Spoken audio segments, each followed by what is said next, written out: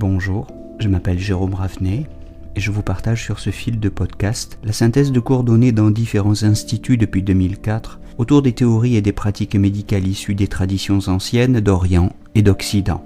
Bienvenue sur Énergie Tradition Santé à tous ceux qui nous écoutent avec discernement.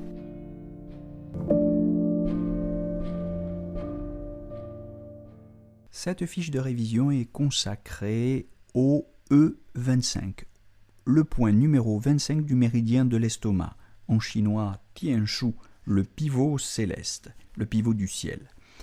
C'est un point qui se trouve sur l'abdomen, à deux tsun, à côté de l'ombilic, latéralement.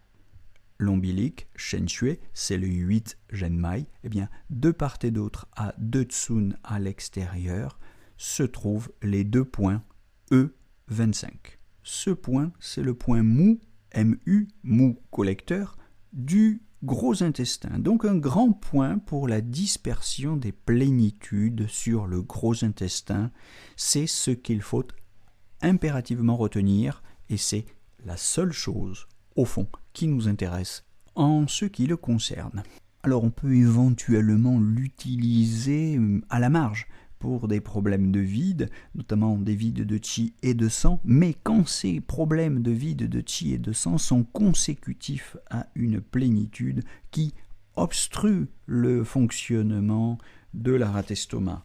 On peut l'utiliser aussi en tonification pour les diarrhées, mais c'est relativement marginal.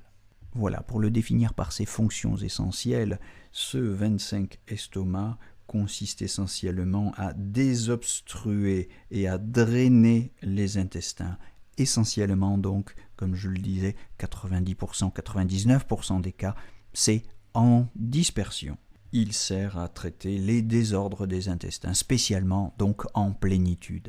On peut éventuellement élargir un petit peu, c'est-à-dire qu'outre la diarrhée, la dysenterie, la constipation, les appendicites, les selles sanguinolentes, on peut aussi considérer que ce point a une certaine utilité pour les hernies inguinales, pour les problèmes de céphalée, de vertige, d'aménorrhée, de règles irrégulières ou d'hypogalactie, mais on l'utilisera pour des problèmes essentiellement, je le redis encore une fois, liés à la digestion dans sa dimension gros intestin, quand il y a des subocclusions intestinales, plénitude, distension, douleur, spasme de l'abdomen, masse abdominale, tout problème dû à une accumulation de qi, de chaleur, de than qui doivent être dispersés.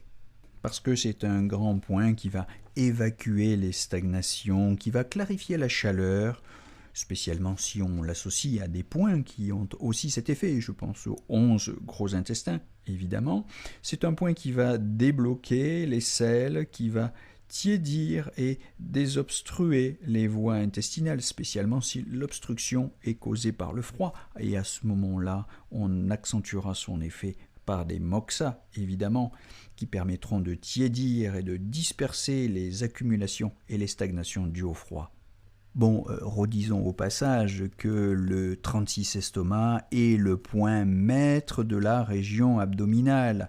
Rappelons qu'il existe dans le dos un point 25 vessie, point chou du dos, qui est le point chou du gros intestin. N'oublions pas de rappeler qu'en cas de vide sous-jacent, les points 20 vessie et 21 vessie peuvent être également pertinents, point chou du dos, de la rate et de l'estomac. Je renvoie également aux 4 GI sur lequel nous avons déjà fait une fiche de révision audio, le point Regu 4 GI qui est le point Yuen, le point source du gros intestin. Tous ces points sont absolument importants. Je voudrais juste peut-être en mettre 2 en valeur qui vont former 2 associations qu'on pourra retenir. L'une avec le 25 vessie, donc l'association 25 estomac, 25 vessie. Ça, c'est l'association du point mou, le 25 estomac, avec le point chou, le 25 vessie, l'association chou-mou. C'est une association classique pour régulariser, renforcer le point 25 estomac et plutôt destiné à traiter les plénitudes, le point 25 vessie est plutôt destiné à traiter les vides. Ensemble, ils équilibrent, ils harmonisent. C'est une belle association pour harmoniser le gros intestin. La deuxième combinaison, c'est celle du 25 estomac avec le 37 estomac, Shang Jushu, dont je reparlerai bien sûr dans un podcast qui lui sera consacré, mais c'est un grand point du drainage, c'est le point Xiare ou union inférieure du gros intestin, ce 37 estomac, un point très important, spécialement dans les problèmes de constipation, borborigme, etc., quand il va falloir faire descendre le qi des intestins.